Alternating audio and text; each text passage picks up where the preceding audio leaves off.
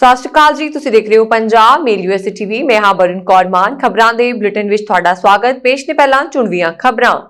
Canada ਨੇ ਖੋਲੇ PR ਵੀਜ਼ੇ, ਹੁਣ ਲੋਕ ਲੈ ਸਕਣਗੇ ਫਾਇਦਾ। ਟਰੂਡੋ ਦਾ ਵੱਡਾ ਬਿਆਨ, ਪਤਨੀਆਂ ਵੱਲੋਂ ਠੱਗੀ ਮਾਰਨ ਦੇ ਮਾਮਲੇ 'ਚ ਸਰਕਾਰ ਨਹੀਂ ਬਦਲੇਗੀ ਇਮੀਗ੍ਰੇਸ਼ਨ ਨਿਯਮ। ਯੂਕੇ ਵਿੱਚ ਸਮੁੰਦਰ ਰਾਹੀਂ ਇੱਕ ਦਿਨ 'ਚ ਦਾਖਲ ਹੋਏ 430 ਗੈਰ ਕਾਨੂੰਨੀ ਪ੍ਰਵਾਸੀ। ਸੰਸਦ ਦੇ ਦੋਵਾਂ ਸਦਨਾਂ 'ਚ ਗੂੰਜਿਆ ਕਿਸਾਨ ਅੰਦੋਲਨ ਦਾ ਮੁੱਦਾ, ਰਾਜ ਸਭਾ ਤੇ ਲੋਕ ਸਭਾ ਦੀ ਕਾਰਵਾਈ ਹੋਈ ਮੁਲਤਵੀ। ਖੇਤੀ ਕਾਨੂੰਨ ਨੂੰ ਲੈ ਕੇ ਸੰਸਦ 'ਚ ਹੰਗਾਮੇ ਤੋਂ ਬਾਅਦ ਪੀਐਮ ਮੋਦੀ ਦੀ ਕੋਰ ਗਰੁੱਪ ਨਾਲ ਹੋਈ ਬੈਠਕ। ਖੇਤੀ ਕਾਨੂੰਨਾਂ ਖਿਲਾਫ ਕਿਸਾਨਾਂ ਦਾ ਜੰਤਰ ਮੰਤਰ ਕੂਚ। ਤੇ ਹੁਣ ਇਹਨਾਂ ਖਬਰਾਂ ਦਾ ਵਿਸਥਾਰ।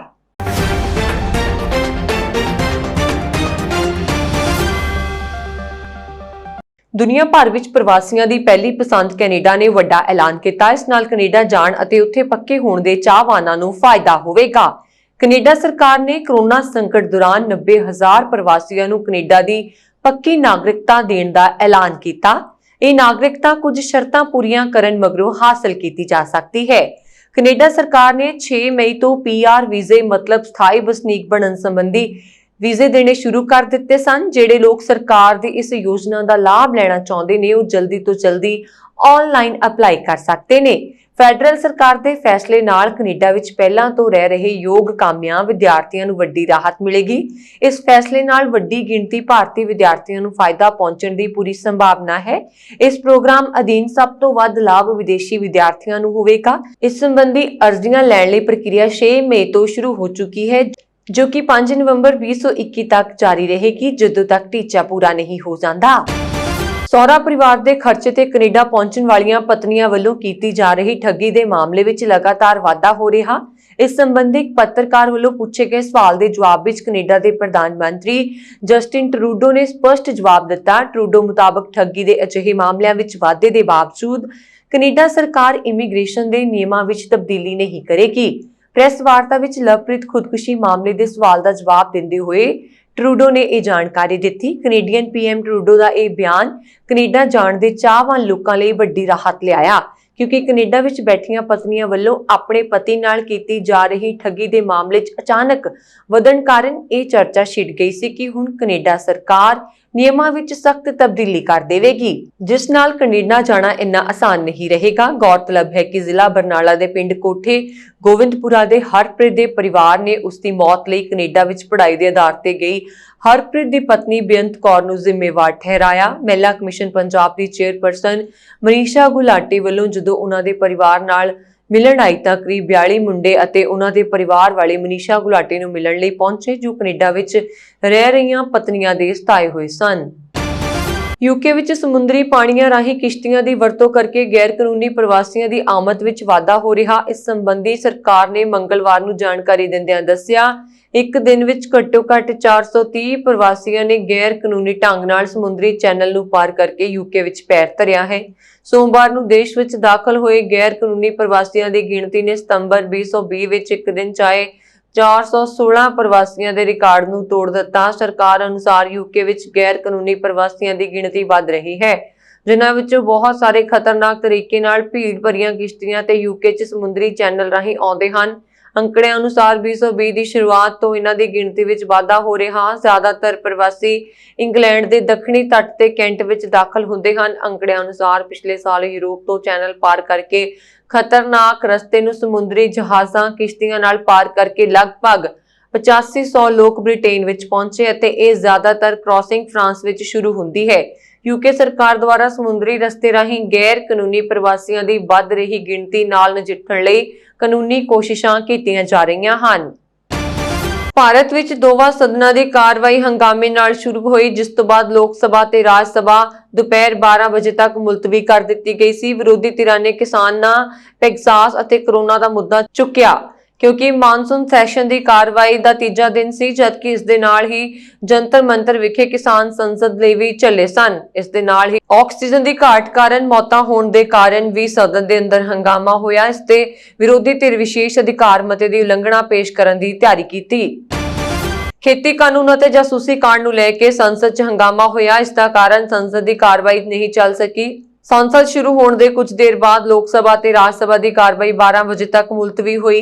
ਦੂਜੇ ਪਾਸੇ ਖੇਤੀ ਕਾਨੂੰਨਾਂ ਦੇ ਵਿਰੋਧ 'ਚ ਕਿਸਾਨ ਸੰਗਠਨ ਨੇ ਵੀ ਜੰਤਰ ਮੰਤਰ ਤੇ ਧਰਨਾ ਦਿੱਤਾ। ਕਿਸਾਨ ਸੰਸਦ ਵਿੱਚ ਸ਼ਾਮਲ ਹੋਣ ਦੇ ਲਈ 200 ਕਿਸਾਨਾਂ ਨੂੰ ਪੁਲਿਸ ਵੱਲੋਂ ਆਗਿਆ ਮਿਲੀ ਸੀ। ਸੰਸਦ 'ਚ ਪ੍ਰਧਾਨ ਮੰਤਰੀ ਨਰਿੰਦਰ ਮੋਦੀ ਦੇ ਨਾਲ ਕੋਰ ਗਰੁੱਪ ਦੀ ਬੈਠਕ ਵੀ ਹੋਈ। ਇਸ ਬੈਠਕ ਵਿੱਚ ਰੱਖਿਆ ਮੰਤਰੀ ਰਾਜਨਾਥ ਸਿੰਘ, ਗ੍ਰਹਿ ਮੰਤਰੀ ਅਮਿਤ ਸ਼ਾਹ, ਬੀਜੇਪੀ ਪ੍ਰਧਾਨ ਜੇਪੀ ਨੱਡਾ ਮੌਜੂਦ ਸਨ। ਸੰਸਦ ਵਿੱਚ ਰਾਜਨੀਤੀ ਨੂੰ ਲੈ ਕੇ ਇਹ ਬੈਠਕ ਹੋਈ। ਬੈਠਕ 'ਚ ਖੇਤੀ ਮੰਤਰੀ ਨਰਿੰਦਰ ਤੋਮਰ, ਸੰਸਦੀ ਕਾਰਜ ਮੰਤਰੀ ਪ੍ਰਹਲਾਦ ਜੋਸ਼ੀ ਤੇ ਪਿਊਸ਼ ਗੋਇਲ ਵੀ ਪਹੁੰਚੇ।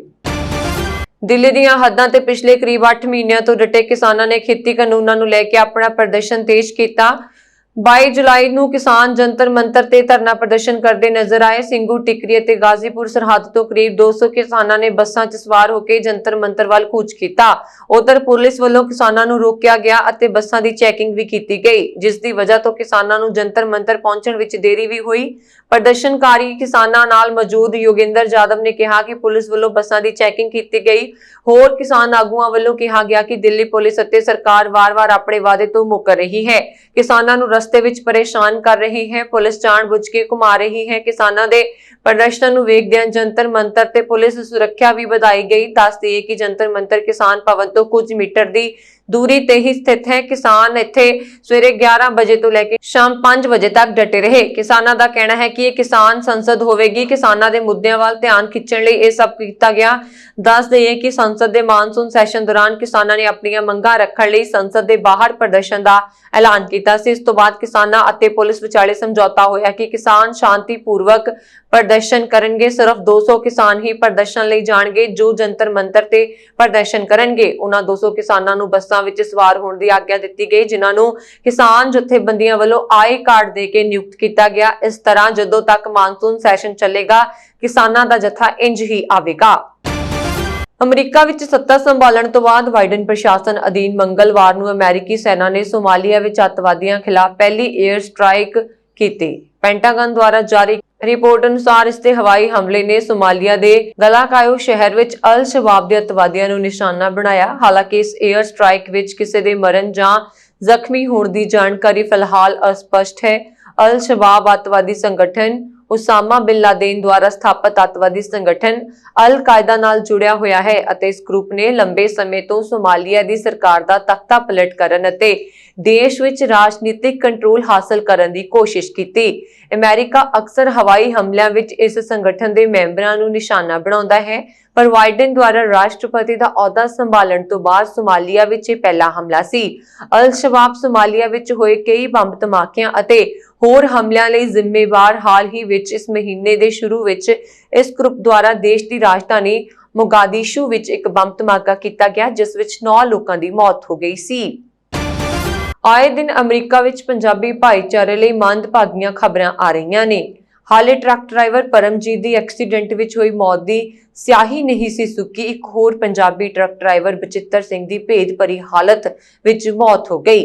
ਫ੍ਰਿਜ਼ਨੋ ਦੇ ਪੰਜਾਬੀ ਭਾਈਚਾਰੇ ਅੰਦਰ ਸਨਸਨੀ ਫੈਲਾ ਦਿੱਤੀ ਹੈ। ਮਿਲੀ ਜਾਣਕਾਰੀ ਮੁਤਾਬਕ ਪਤਾ ਚੱਲਿਆ ਕਿ ਸਵਰਗੀਏ ਬਚਿੱਤਰ ਸਿੰਘ ਉਮਰ 23 ਸਾਲ 3 ਸਾਲ ਪਹਿਲਾਂ ਅਮਰੀਕਾ ਆਇਆ ਸੀ ਤੇ ਬਹੁਤ ਸਾਊ ਸੁਭਾਅ ਦਾ ਗੱਭਰੂ ਸੀ ਅਤੇ ਫ੍ਰਿਜ਼ਨੋ ਵਿਖੇ ਰਹਿ ਕੇ ਆਪਣੇ ਸੁਪਨੇ ਸਾਕਾਰ ਕਰਨ ਲਈ ਟਰੱਕ ਚਲਾ ਰਿਹਾ ਸੀ। ਕੁਝ ਦਿਨ ਪਹਿਲਾਂ ਇਹ ਟਰੱਕ ਲੈ ਕੇ ਲਾਸ ਏਂਜਲਸ ਤੋਂ ਫ੍ਰਿਜ਼ਨੋ ਸਵੇਰੇ 5 ਵਜੇ ਟਰੱਕ ਯਾਰਡ ਵਿੱਚ ਪਹੁੰਚਿਆ।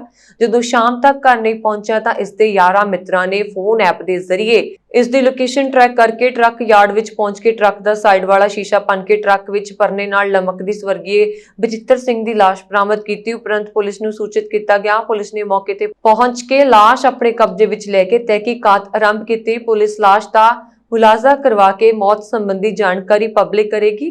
ਸਵਰਗੀਏ ਬਚਿੱਤਰ ਸਿੰਘ ਦਾ ਪਿਛਲਾ ਪਿੰਡ ਖੋਜੇਵਾਲ ਜ਼ਿਲ੍ਹਾ ਕਪੂਰਥਲਾ ਵਿੱਚ ਪੈਂਦਾ ਹੈ। ਟਰੱਕ ਯਾਰਡ ਮਾਲਕ ਨੇ ਕਿਹਾ ਕਿ ਸਵਰਗੀਏ ਬਚਿੱਤਰ ਸਿੰਘ ਦੀ ਮੌਤ ਸੰਬੰਧੀ ਬਹੁਤ ਤਰ੍ਹਾਂ ਦੀਆਂ ਅਫਵਾਹਾਂ ਸੋਸ਼ਲ ਮੀਡੀਆ ਤੇ ਸਰਗਰਮ ਨੇ। ਉਹਨਾਂ ਨੇ ਕਿਹਾ ਕਿ ਸਵਰਗੀਏ ਬਚਿੱਤਰ ਸਿੰਘ ਦੀ ਇਸ ਤਰ੍ਹਾਂ ਹੋਈ ਮੌਤ ਬਹੁਤ ਦੁਖਦਾਇਕ ਹੈ। ਸਾਨੂੰ ਆਪਣੇ ਡਿਸੀਜਨ ਦੇਣ ਤੋਂ ਪਹਿਲਾਂ ਪੁਲਿਸ ਰਿਪੋਰਟ ਦੀ ਉਡੀਕ ਕਰਨੀ ਚਾਹੀਦੀ ਹੈ। ਸਵਰਗੀਏ ਬਚਿੱਤਰ ਸਿੰਘ ਦੀ ਮੌਤ ਦੇ ਜੋ ਵੀ ਕਾਰਨ ਹੋਣਗੇ ਪੁਲਿਸ ਦੁੱਧੋਂ ਪਾਣੀ ਛਾਣ ਦੇਵੇਗੀ। ਉਹਨਾਂ ਨੇ ਕਿਹਾ ਕਿ ਇਹ ਅਮਰੀਕਾ ਦੀ ਪੁਲਿਸ ਦੀ ਜਾਂਚ ਹੈ, ਜਿਹਦੇ ਤੇ ਕੋਈ ਸ਼ੱਕ ਨਹੀਂ ਹੋਣਾ ਚਾਹੀਦਾ। ਬਹੁਤ ਜਲਦ ਦੁੱਧ ਦਾ ਦੁੱਧ ਤੇ ਪਾਣੀ ਦਾ ਪਾਣੀ ਸਾਡੇ ਸਾਹਮਣੇ ਹੋਵੇਗਾ।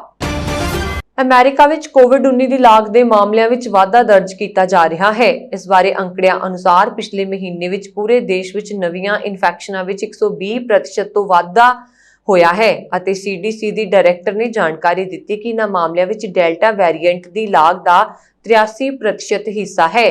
ਅਮਰੀਕਾ ਵਿੱਚ ਕਰੋਨਾ ਟੀਕਾਕਰਨ ਦੀਆਂ ਦਰਾਂ ਅਪ੍ਰੈਲ ਦੇ ਅੱਧ ਤੋਂ ਘਟੀਆਂ ਹਨ ਅਤੇ ਵਧੇਰੇ ਛੂਤਕਾਰੀ ਮੰਨਿਆ ਜਾਣ ਵਾਲਾ ਡੈਲਟਾ ਵਾਇਰਸ ਵੱਧ ਰਿਹਾ ਹੈ।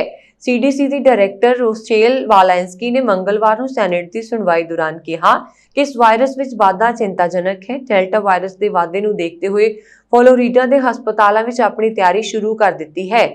ਮਿਆਮੀ ਦੇ ਜੈਕਸਨ ਹੈਲਥ ਸਿਸਟਮ ਵਿੱਚ ਪਿਛਲੇ 2 ਹਫ਼ਤਿਆਂ ਦਰਮਿਆਨ ਕਰੋਨਾ ਦੇ ਮਰੀਜ਼ਾਂ ਵਿੱਚ 111% ਦਾ ਵਾਧਾ ਹੋਇਆ, ਜਿਸ ਕਰਕੇ ਜ਼ਿਆਦਾਤਰ ਮੁਲਾਕਾਤ ਕਰਨ ਵਾਲੇ ਲੋਕਾਂ ਤੇ ਪਾਬੰਦੀ ਲਗਾਈ ਗਈ। ਹਸਪਤਾਲ ਅਨੁਸਾਰ ਡੈਲਟਾ ਵੇਰੀਐਂਟ ਦੇ ਨਾਲ ਪੀੜਤ ਜ਼ਿਆਦਾਤਰ ਛੋਟੀ ਉਮਰ ਦੇ ਮਰੀਜ਼ ਆ ਰਹੇ ਨੇ। ਅਮਰੀਕਾ ਵਿੱਚ ਆਈ ਇੱਕ ਨਵੀਂ ਰਿਪੋਰਟ ਵਿੱਚ ਦਾਅਵਾ ਕੀਤਾ ਗਿਆ ਹੈ ਕਿ ਅਮਰੀਕਾ ਵਿੱਚ ਹੁਣ ਤੱਕ ਕੁੱਲ 40 ਲੱਖ ਤੋਂ ਜ਼ਿਆਦਾ ਬੱਚੇ ਕਰੋਨਾ ਦੀ ਲਪੇਟ ਵਿੱਚ ਆਏ।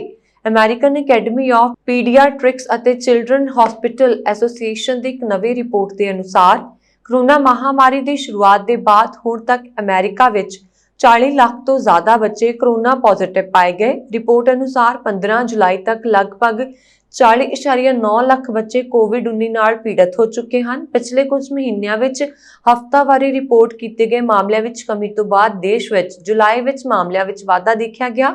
ਰਿਪੋਰਟ ਅਨੁਸਾਰ 15 ਜੁਲਾਈ ਨੂੰ ਖਤਮ ਹਫ਼ਤੇ ਵਿੱਚ 23,500 ਤੋਂ ਜ਼ਿਆਦਾ ਬੱਚਿਆਂ ਦੇ ਮਾਮਲੇ ਸਾਹਮਣੇ ਆਏ।